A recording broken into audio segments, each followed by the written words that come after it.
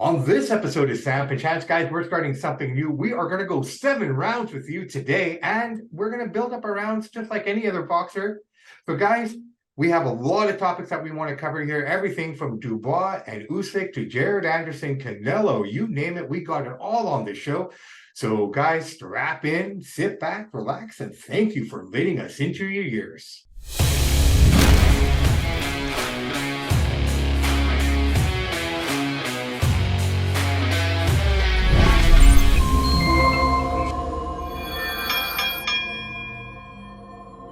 Hey, everybody, welcome back to another episode of Samp&Chance. As you heard in the intro, we are going to try something different today, so bear with us. This will only get better, but before anything and everything, hello, Mr. Michaels. And you know what? I got to say very simply, of all the hats that you wear, I really like that one, even though they're not a team I would support.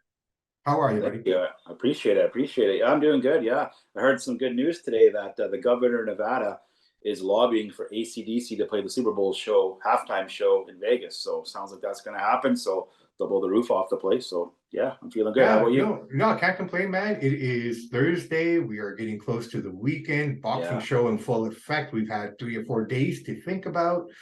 Usyk and Dubois, was it a low blow or not? We'll get into that. Jared Anderson as well fought on that night as well. A lot of parallels to both fights considering what happened earlier on that morning. We'll get into that as well.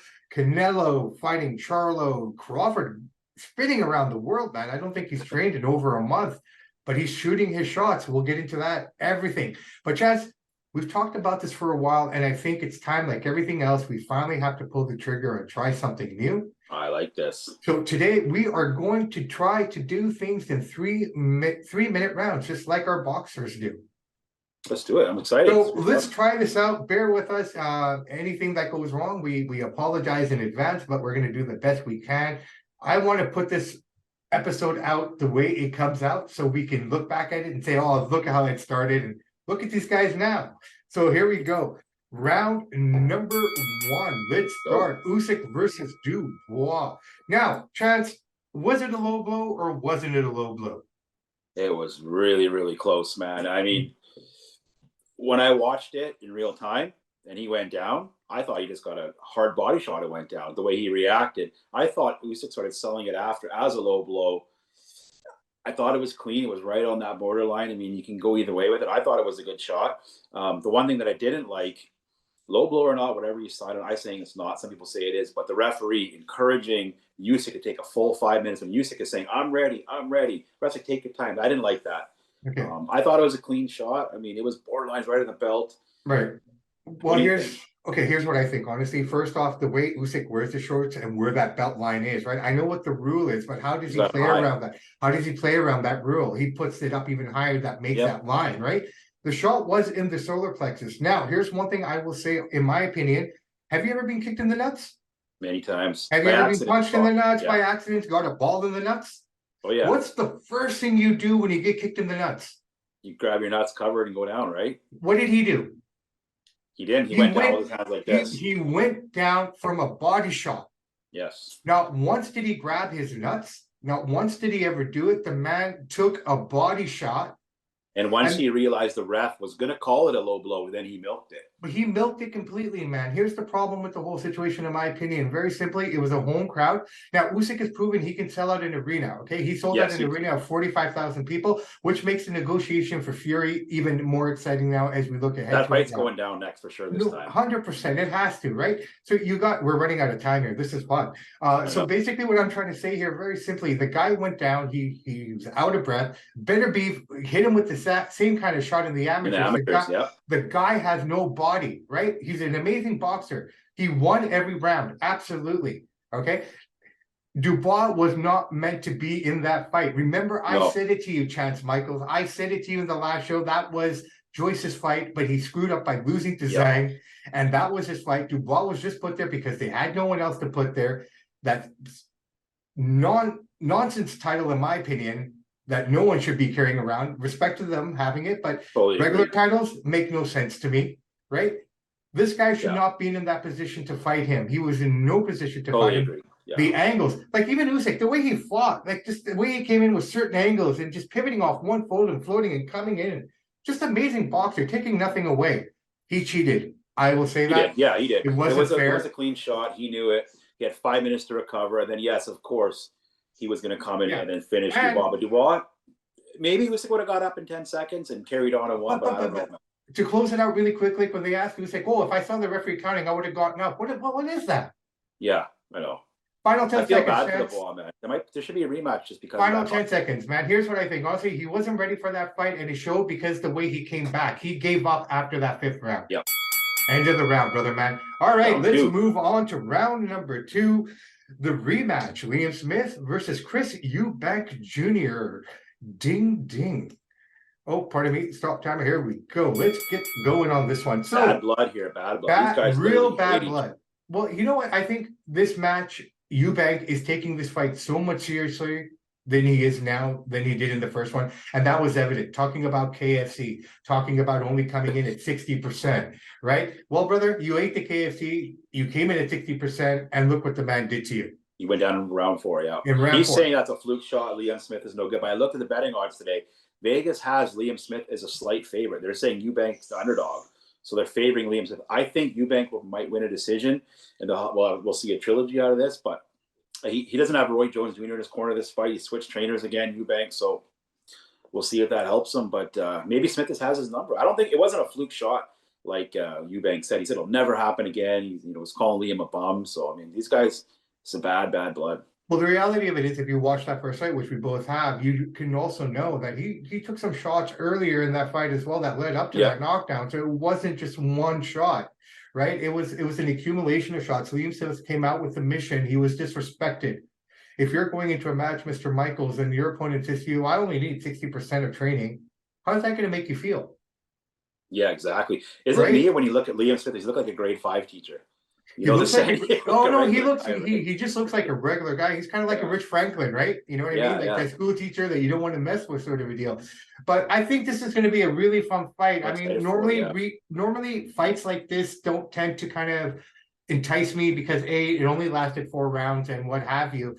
But this one, it seems interesting only because of all the talk that happened before and how that fight played out leading into this one. Conor Benn is still in the wing, so I know Eubank is still looking for that fight, and he needs to do something here in order to get it. Otherwise, the guy's done.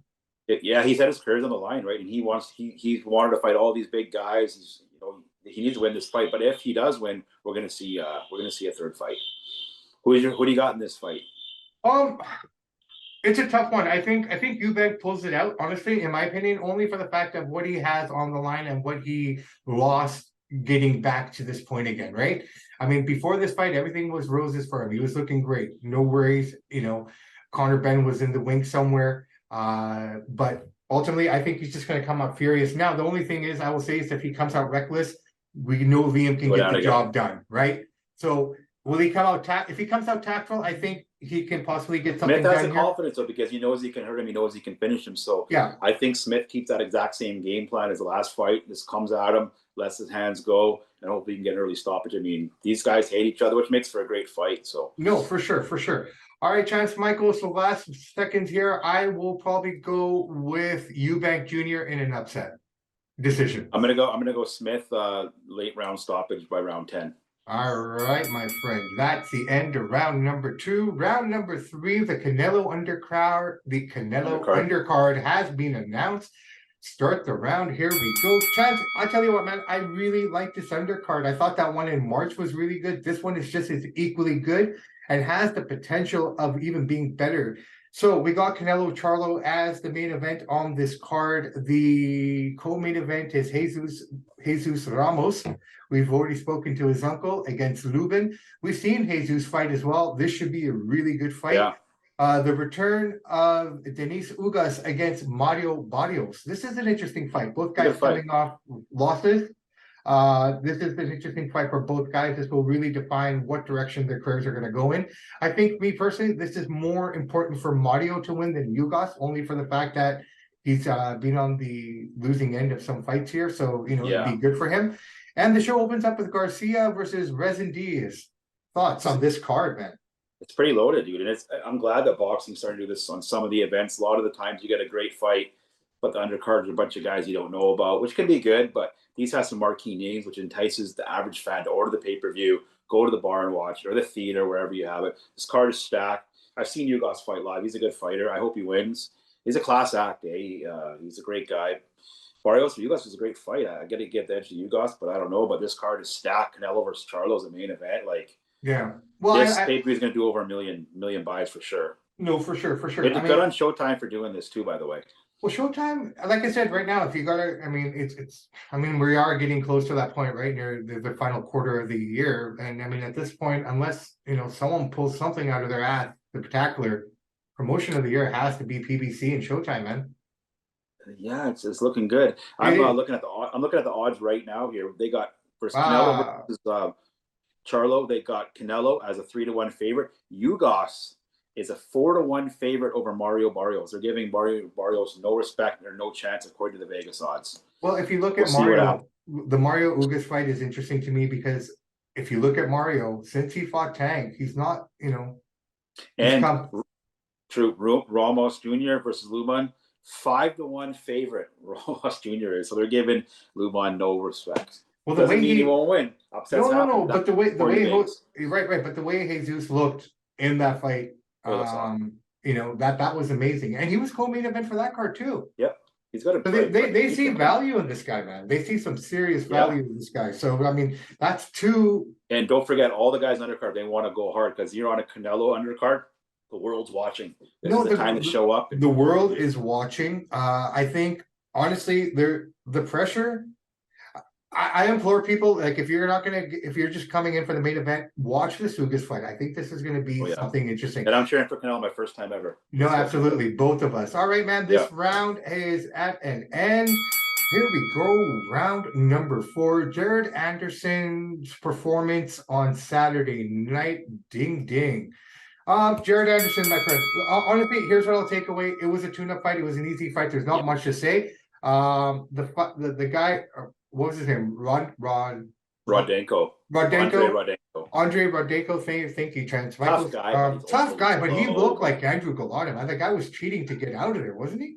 He could barely move. He's so old and tired. He took some big shots, but Jared did what he's supposed to do: beat him up, finish him up. And I mean, he's a quality opponent. Like, it is a tune-up fight. Big Bob Arum threw him a Hail Mary. Hey, beat this guy down so I can start pumping you up a bit. Right. But where does he go from here? But before we go there, I really want to touch on those body shots, okay? Only because of what played out in the daytime, what was considered a low blow.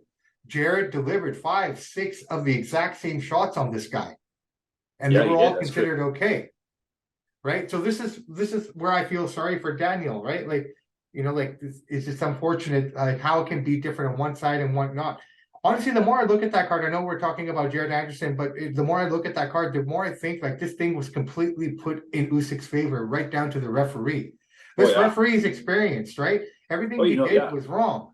The instructions, the way he gave him was wrong. The stuff that, like, I don't know if you saw that at the beginning of the fight. Yeah. The stuff he was telling Dubois, don't be intimidated by the 45,000 people in the crowd. Why? It's not his job to say that. That's your trainer's job, right? But Jared Anderson, where does he go from here, man? Well, it's good. I'm glad you said that. He wants to fight Frank Sanchez, who's a top 10 ranked heavyweight. He's telling Bob, give me a top 10 guy. So I think Bob's trying to make Jared Anderson versus Frank Sanchez, who's a top 10 heavyweight. Yeah. And then that will kind of catapult Jared Anderson into the mix a little bit.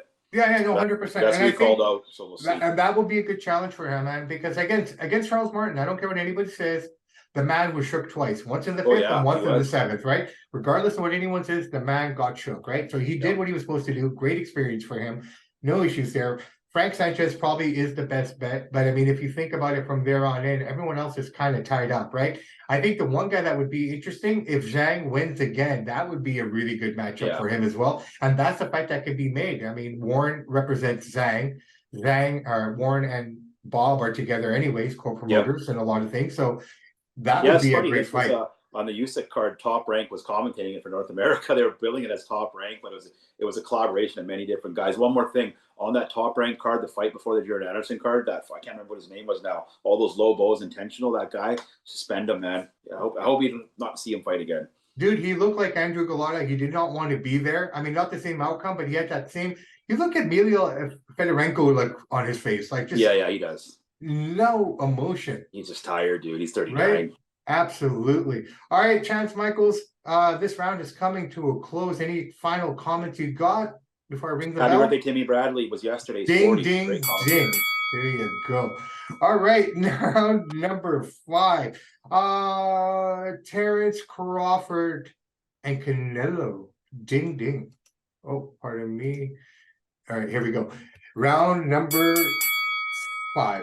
So Crawford has been going on a world tour, as most of us already know. We've seen him on all the different publications. He's calling everybody out.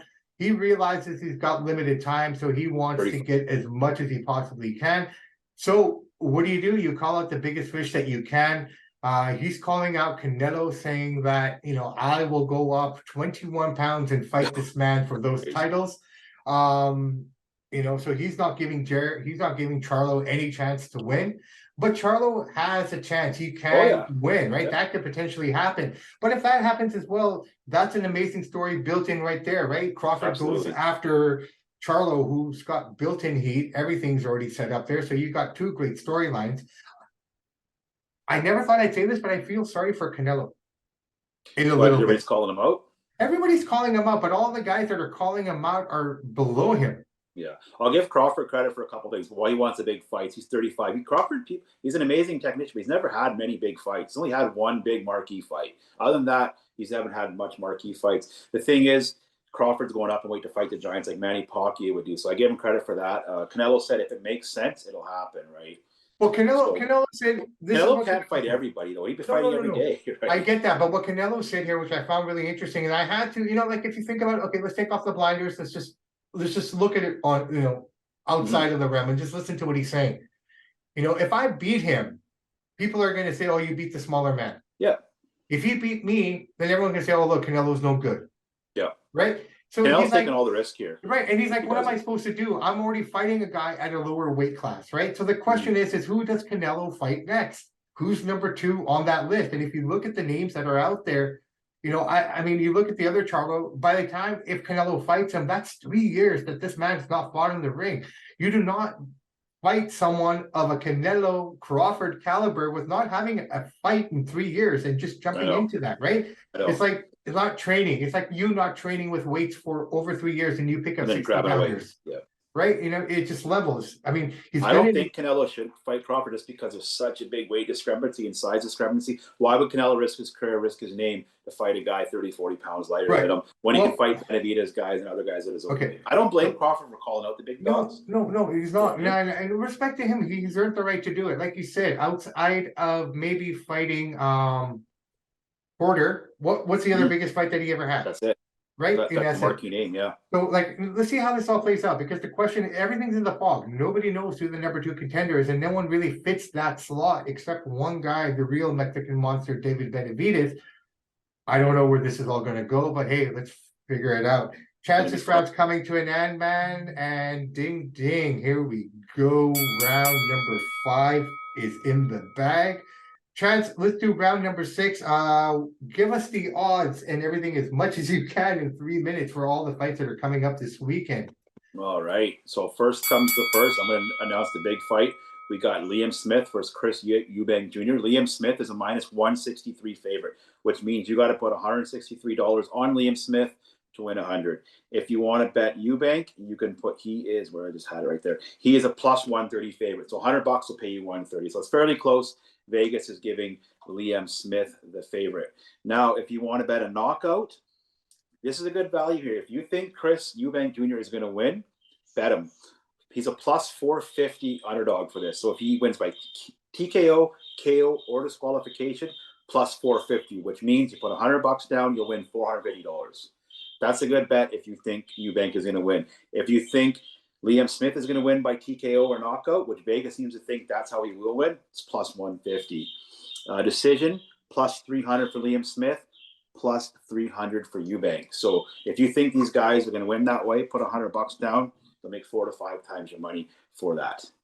So those are some good betting odds. I'm not a gambler, you know this. I listen to all the words that you say, and even though I've been listening to this all my life around me and everything, I swear to God, it's like a different language to me, man. It is, yeah. Basically, if you see a minus sign, that's the favorite. A plus sign means plus money. He's the underdog. Liam Smith is a slight favorite, but I like the odds here of Liam Smith finishing him at plus 150. So $100 would pay me 150. But if you think Eubank can hammer him, plus 450 is a really good bet. It's a fairly close fight, but people don't realize these Vegas sharps that make the odds. These guys are some of the best sports minds in the world. They know all the odds. They break everything down to keep it so close. Where either way, they have juice on each side. What criteria do bet makers like? I'm only asking you so I can be educated and help other people out there. What do bet makers look at in terms of what they they're look at? Looking all for? Analytics, all numbers. They look at past fights. They look at what are the percentages of this. They run numbers in their computer, and there's about 4 or 5 guys that each book has different makers. So like MGM has their guys that set the lines. They'll bet pre-6-5. But if you look at all the different books, they're all within pretty close to the same odds. They're all so smart. They're all so sharp. The guys that do this work, the turnover must be huge because they can't be right all the time. So how much money do they actually lose their companies opposed to making their company's money? It depends, but at the end of the year, they always profit because you got the random dude that's going, yeah, to put $500. I love Canelo, and then something happens. You know what I mean? Sounds like a really fun job. You got the public. They call it. You got 2 things. You got the public bet, and you got the sharp money. The sharp money are the pro bettors that they live this. They spend $1,000. They bet $2,000. Public money's a random dude. MGM has had 5 Bud Lights. I'll put $50 on Canelo. Hope he knocks him out, loses, rips ticket up, and walks out. That they make their money off the public bet because people bet big. You've been there. Absolutely. So yeah, those are the odds for Eubank and Smith. Yeah. Ding ding. Round number 6 is in the bag. Chance, I tell you what, we went 6 rounds today.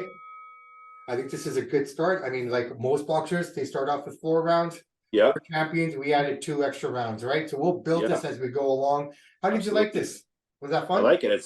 I think it's the best we've done because it's fast paced.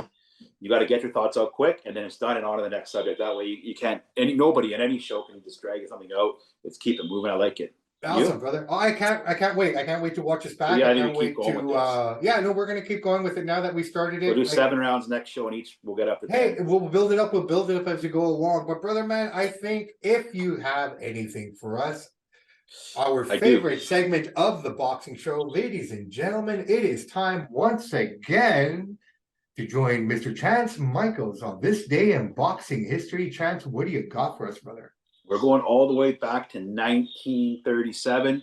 Wow. Joe Louis defended his heavyweight championship belt in a 15-round fight in Yankee Stadium against Tommy Farr. He won it in a decision. Yankee Stadium sold out. Joe Louis, all-time great. 1937. That is what, 86 years ago. 96 years ago. Man, 86 years ago today. Those gloves back in those days. 1937, dude. Crazy. Yeah, he won it. I mean, so yeah, that's what it says. Yankee Stadium. So boxing's been popular for a long time. He sold it out too. Brother, man, we're going back to the. These are the days of Babe Ruth. Babe Ruth at this fight. I just listened to that Babe Ruth Audible book, and it was one of the best audible books I've ever heard. But Babe Ruth is at this fight in 1937. By the way, watching Joe Louis fight. That's how iconic this fight was in Yankee Stadium, right? No, for sure. 86 years ago. Wow, very crazy. Yeah, very good. Like I said, boxing being some around. historians say is one of the best heavyweights of all time. I mean, it's hard to say, but that's what some of them say. But how can you compare generation to generation? I always will say this, man. I don't think there will ever be a greatest of all time in any sport. I think the greatest of all time, it has to be a generational thing. That's my opinion, right? Yeah. That solves all the debates, because if you look at Joe Louis and his training techniques and the way they trained compared to what Ali did. Like, Ali's far removed from the way Tyson trained, and look at how different Deontay and Tyson trained compared to what, Tyson trained like, right? Yeah. I think the greatest of all time has to be a generational thing. It usually that's a fair point. It usually kind of goes by your age group to what you grew up on. When you grew up as a kid and a teenager, you're going to think, well, for me, I'll say, well, Wayne Gretzky's my favorite of all time. He's the greatest. Well, Reigns growing up, we'll say Conor McDavid. You know what I mean? It's kind of like who you idolize as a kid. Yeah, it was idolization, but it's also looking at what they can. Like, would Gretzky be able to accomplish what he can in today's NHL game? I don't think so. I think so, because there's no clutching and grabbing anymore. Okay, smart, right? Well, we're talking about the dead puck era, all of it, right? If you think about all that stuff, right? Like after Gretzky left, everything really became clutch and grab, this and that. I mean, the guys are bigger, faster, and everything. With his stature and the way he plays the game, he would be considered a real small guy now.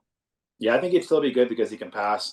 But would he be even if he never scored one goal, he'd still be leading. He'd still be the all-time point leader because he's got so many assists. Right, but so would that rub be the find a way. same though, right? Like, you know what I mean? Because he was so rounded, he was so accomplished. Yeah. I mean, you look at Joe Montana was considered the greatest quarterback all time until Mr. Brady came along. Yeah. Right now, can you compare the two? It's hard. I know what you mean. It's hard. Right, but here's the funny thing: I look at quarterbacks. Why do they age so much after they retire? All the hits, man. They look really, really old, don't they? Like, look at them. Drew Brees looks like an old man, and he's only retired 2 years ago. Look at Brett Favre. He's still built, but he's gray as hell, man. Right. It's looked like they've been in front of a camera their whole life, and all that, you know, the makeup and this. Wow, just crazy. I never wondered. I've always wondered about that. Are you eating football pools this year? Are you all ready for football season? Oh yeah. Actually, I was considering going down to the Washington Huskies are playing this Saturday. Nice. I think it's only like $30. I was considering going down there for the game at 12:30, but I'm not sure yet because I haven't been to a college football game in a couple of years. I figured that'll be the only one I can get in. If I am going to do it, you know, all the boxing and Rangers hockey, but I'm not sure yet. But yeah, I'm excited for it. Well, what about you? What? No football pools, nothing like that. I kind of gave up on all those kind of things. When I started this, man, I focused everything here. I love my team sports, the Habs. Yeah. Steelers, Cubs. I love. This takes up a lot of time, a lot of studying, a lot of doing a lot of networking too. Well, no, dude, I love all my sports. Don't get me wrong, but like I said to people, the last 3 years, I'd rather watch boxing, any kind of form of combat sport, or tennis. U.S. Open's happening right now, right? Thank you for bringing it up. I was just saying this to my woman this morning when I drove over to work. If you're free on Friday, September 22nd, my all-time favorite tennis player, Roger Federer, is going to Lavier Cup in Vancouver. Only $105 tickets. They're honoring him, and you got to watch all the matches.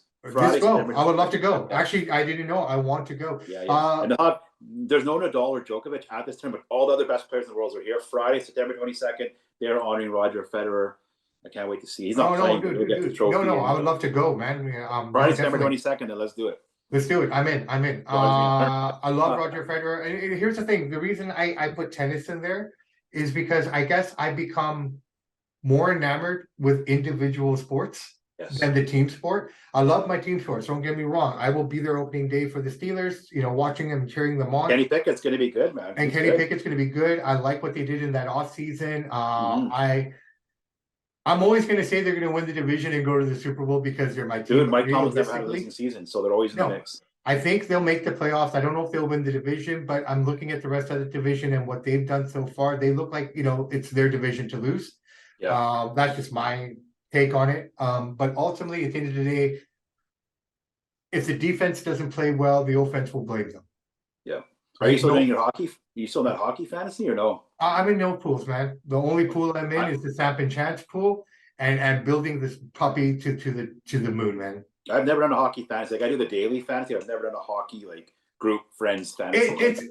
I've done it. It's time consuming. Oh yeah, because hockey's every day. Football is once a week. I mean, you can set your lineups in hockey a week ahead, but you've got to constantly be paying attention because your lineup always can pull be the set. goalie for the day or something. Someone can be pulled. Someone gets hurt. Then you got to do this. It's just too much work for nothing. Yeah. I look at pools like this. They're fun. I'd rather do pools if they were free.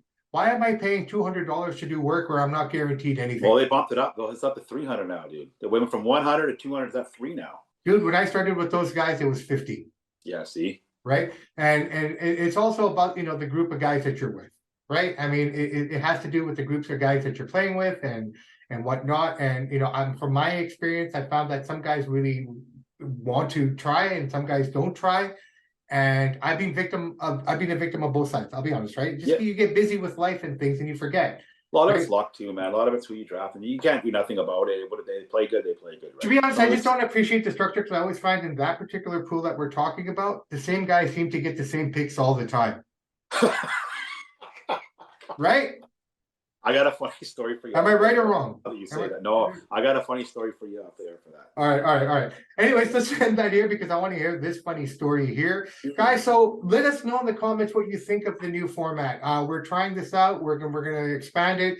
I thought it was amazing. I'm having fun with it. This clock may not be round next time. It might be. Let's see. First time for everything. On that note, Mr. Michaels, I hope you have a wicked weekend and a safe weekend. We'll connect sooner than not. Hopefully we don't have to come back on the air later this week. Let's just hope let's just hope heaven has met its quota of our favorites for this little period of time. Well said. And again, our deepest condolences to the Funk, to the White family, and to the Jacobs family. Yeah. And let's carry on, brother man. The world doesn't stop. The world doesn't stop turning. The sun will rise and the sun will set. Well All said. we have to do is just work within that parameters and be the best that we can. So guys, if you're going to drink and do your things that you like to do, go ahead and have at it like I always say. But remember, leave your keys at home and keep a picture of your family in your pocket so you always remember what you're doing everything for. On that note, I am Bobby Sampson. He is Mr. Chance Michaels. In the words of the great AC/DC, those that download, like, and subscribe to the podcast, we salute you. We do salute you. And in the words of Ed Whalen, in the meantime and in between time, that's it for Samp and Chance. Everybody have a great day.